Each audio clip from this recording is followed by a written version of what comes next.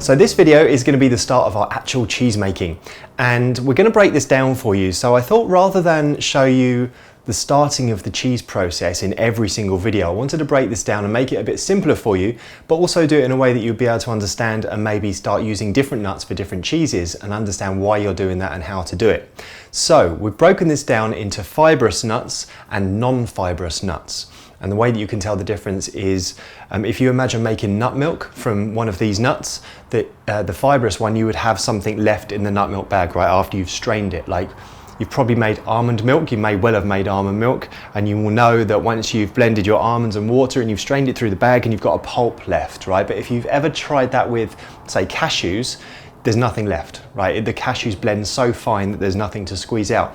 So that translates into our cheese making process. So the first one we're going to show you here is the fibrous nut cheese making process. So any nuts that have got fiber, like almonds and macadamias, are really the two main ones.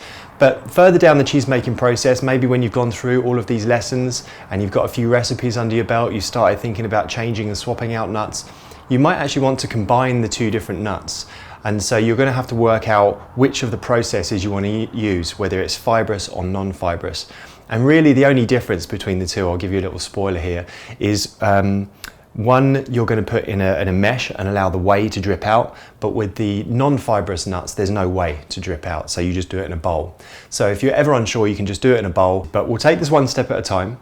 I'm going to show you right now on video how we do the fibrous nuts, how we set that up, how we get the whey to drip out overnight as it's culturing, and then when you come back in the morning, once you've put it in a warm place, you've got this beautiful starter. So we're going to jump in now and I'm going to show you the fibrous nut making process.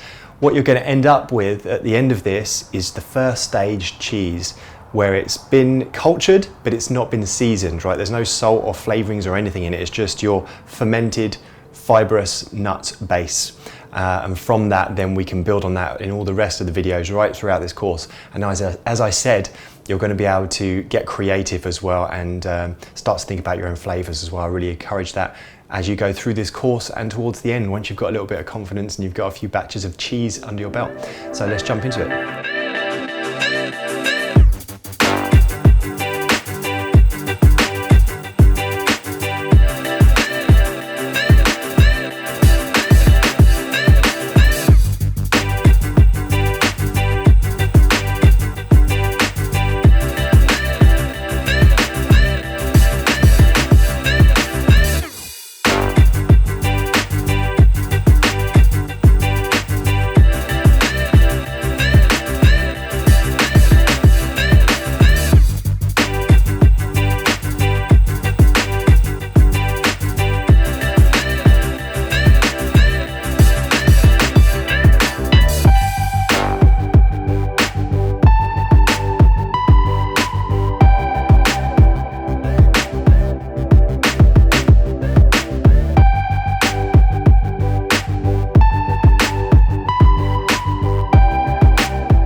It really is as simple as that. You've now got a first stage cheese to work with, whether it's almonds or macadamias.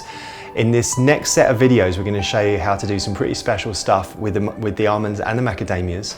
And once you've got these under your belt, I'm sure you're going to start to experience a little bit of like your cogs are going to get turning and you're going to start to get creative and think about all the different ways that you can do the second stage once you've got this first stage done and once you just see how simple it is. So get a first stage, first batch on the go, and then you can move on to the rest of the videos where we'll use that first stage and do some pretty fantastic and creative stuff.